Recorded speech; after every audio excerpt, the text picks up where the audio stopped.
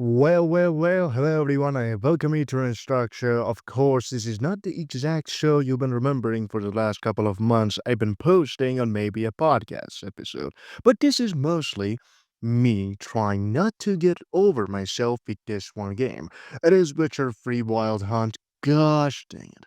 This game, if you have not played it yet, this game has everything you've been ever asking for a game or after a game. If you're someone who loves gaming, if you're into the world of gaming and storytelling in general, then this game would be your cup of tea, my man. Not only I have been enjoying this one game for long hours, I mean about 200, 250 hours into the game. Yeah, I know, I'm obsessed, I'm an addict of Geralt of Rivia. The legendary Witcher of all realms and all reality, all fantasy land and whatever. If there is one type of RPG I very much had so much anticipation, so much into, it would be Witcher Free Wild Hunt. And of course, the DLCs are no different, and the DLCs add something extra. I mean, just imagine the base game is already legendary, but you playing a game, the DLCs are just as compatible with the base game. It is going to be a whole nother story. It's a heavenly like gift given to us as humankind, and CDPR really delivered on that point.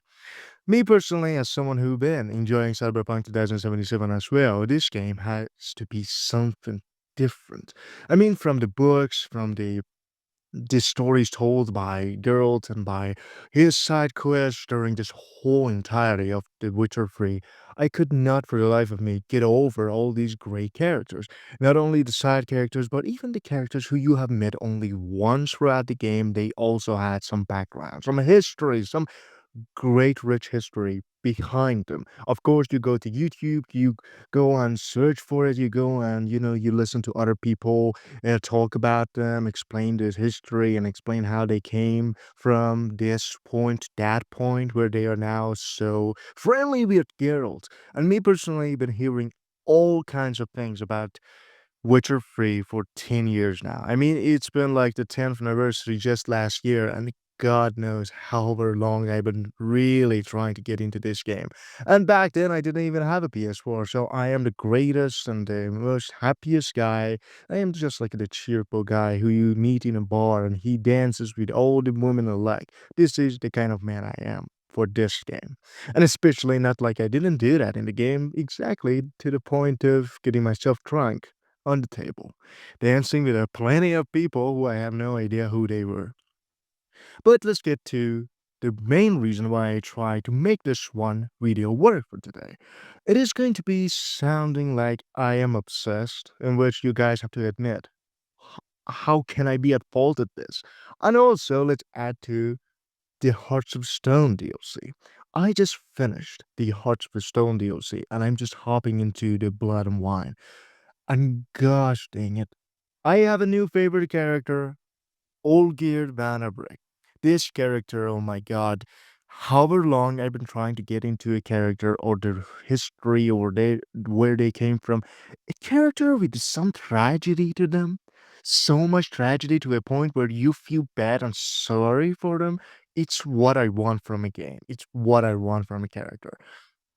It kind of reminds me of Johnny Silverhand in 2077, and God, this character did nail it with the love interest, how he became the person he was, and how the depths of his fortune really made him the miserable or desperate man he became. And of course, he tried his best to find a solution to all of his problems with just trying to find the evil incarnate. Of course, back then, he did not have any idea who was the evil incarnate or Gaunter O'Dimm. He had no idea he would ever have to deal with such monstrosity, but then he had to.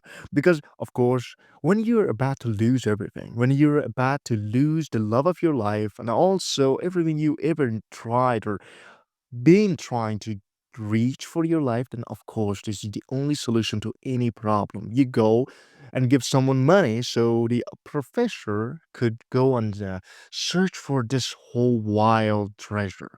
And of course, for all the reasons, we have got to finally meet this one person who been trying to trick humankind for centuries to come. And of course, Olgierd is no different victim of his. Of course, he also has to make the same decisions he has always made. Of course, the trickstery and the way of him saying, "Ah, I'm no cheat. I don't cheat in my own game." And of course, he does. He does every chance he gets.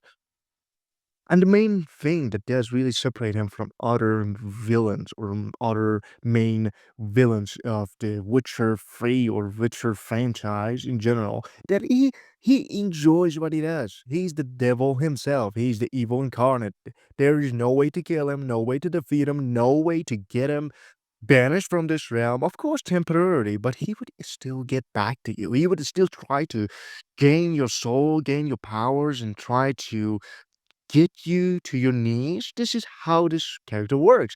And in my eyes, I was just like, man, oh man, this character is so charismatic. He even does give you some advice on how to get Siri in one of the endings. If you help him, if you be like, it's none of my business. Why should I even get into this whole deal? And of course, as Geralt of Rivia, the most sensible thing you can ever think of is that, oh well, I would get his help and he would tell me where Siri is or how to get the best ending of the game. Of course, this is mind blowing how CDPR has managed to get you to make a decision, not only because he could help you in your journey, but still, like, you can also get to kill someone who is innocent, who is a victim of his. You can get him to be killed, get him to be forever locked behind the fogs of another villain, and it's not something everyone wishes for.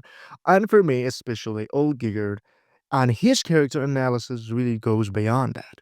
I cannot, and you cannot judge him only based on things you see in the game. You have to sympathize with him. You have to put yourself in his shoes and try to understand why he did the things he did. Of course, even he tried to abandon his lover. Some people, when I have heard of him and what they think of this character, they be like, well, he abandoned his lover. He has made her miserable. He has made her cry every night and every day only because he could not feel anything for her anymore. And surprise, surprise, of course, the wishes he had been granted by Gaunter O'Dimm, they've been all a trickstery of his, and so every time he wished for something, he would have lost something of his, something very dear to him. And of course, as the game puts it, he only loved two people in this whole entirety of the world. Just imagine me losing the two people I love, and then what do I have to say anymore? What do I have to do anymore? I mean, you literally have lost everything. You have literally lost everything to a point of no return. And this character is exactly the embodiment of the tragedy. If Godrodem is this guy of the evil incarnate, this character who is not redeemable, this guy who does it for the fun, for the sake of it, he does search for desperate, miserable souls so he can get his dirty hands on, and this is the only point, this is the only reason why he is here. It's his job. It's something in which, surround the whole entirety of the fantasy world of The Witcher. And of course, there are many other characters, many other monsters that are in the books or either in the games that do exactly this. And I cannot really judge Gunter Odin either. I mean, I know he's the bad guy, but he does work on the exact fundamentals of the world. He is like a natural kind of a rule of the world. Of course, you get to see him doing his things. You get to see him actually kill folk for the fun of it, or for them to kind of disturb him in a way or get to instruct him in a way. So he would still kill them anyway. He would not be like, well, this guy has nothing to do with me, so I would not be bothered. No, he says now it's the time to kill this motherfucker and get rid of him for good. And for me, when I have to see this up close, I'm like, this is not something only evil does. He is evil. And I get to see this very close from the first point when I have saw him and he just completely disappeared in front of Geralt. And from that point forward, I knew this guy would return somehow. But I did not know it would be in the Heart of Stone DLC. I thought of him of a major character that would return in the point of the game where he could tell you an advice or give you an advice and then he would disappear again. But I did not know he's so powerful. Like he's literally God himself. In a way, it just kind of makes sense for him to be that powerful. Because you cannot imagine evil to be all, innocent, all lovely, and all supporting of a character who does kill monsters for the payment of it. And of course, it's no different for Geralt to not trust this guy. In my opinion, what Geralt would definitely do is to take sides with Olgierd. It is because, well, of course, as Geralt, you go through his backstory. You go through his suffering, his mere suffering, why he became the man, the stoned heart bastard he always is. Why he became this guy who does not fundamentally think of anything that he does as a wrong thing, or as he would not judge himself morally. But as you see him, you see that he has a moral code to him. He does not only kill for the fun of it, he does not only, do this or do that just because it makes sense. He does it because it is the right thing. Sometimes he does have to make the right thing make sense, for him especially. Because every character in the Witcher world has a different rule to him, a different rule to them. And as I see it, you cannot really judge any character because they all do what's best for them. They all do what's best for people around them. And so, as Olgierd puts it, you cannot really judge me because you have also made the same mistakes. You have also made the same, you know, tragedies, the same pain. You have inflicted this one pain upon others. And so, as Geralt puts it, I see that every human in this world, every monster, every creature alike, they all feel some guilt. They all feel some shame. And of course, there's no happy endings. There's nothing you can do about the tragedy of Iris. Iris is Olgierd's lover, and supposedly, as he has made the second or the third wish, her heart was also burst while she was mourning the loss of her lover on her bed. And as I am going to feel so much sorrow for this one character, I also see how much Olgierd could not have done anything differently. He has lost his heart, all of his ambition, all of his love for Iris, all of his care in the world, and so why should he not want to abandon her?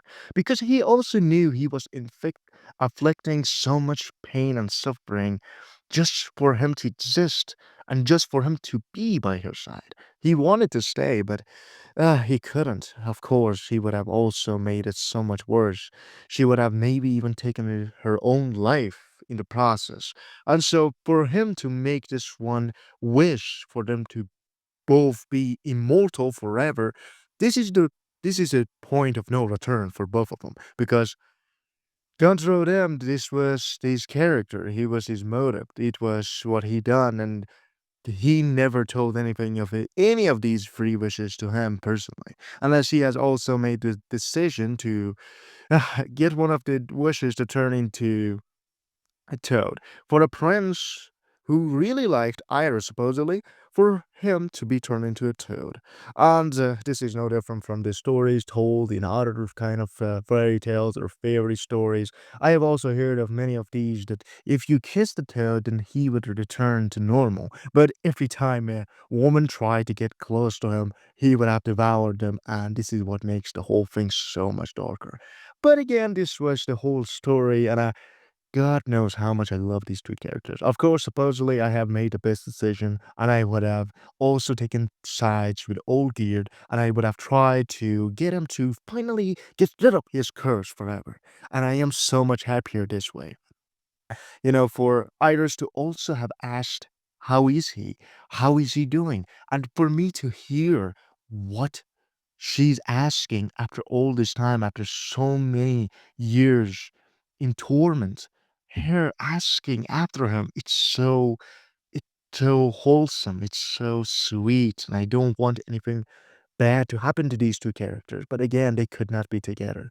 She had to finally depart and go on her own adventure into the other realm, the afterlife. And I can't tell you guys how much sorrow this inflicted on me and how much it was something I didn't really wish would have happened. Because if I have let her to stay in this world, then she would have still gone through the same nightmares. She would have also suffered a great deal of suffering, and I did not want this to happen to anyone, not even my greatest enemy. And my greatest enemies are not any different from anyone else.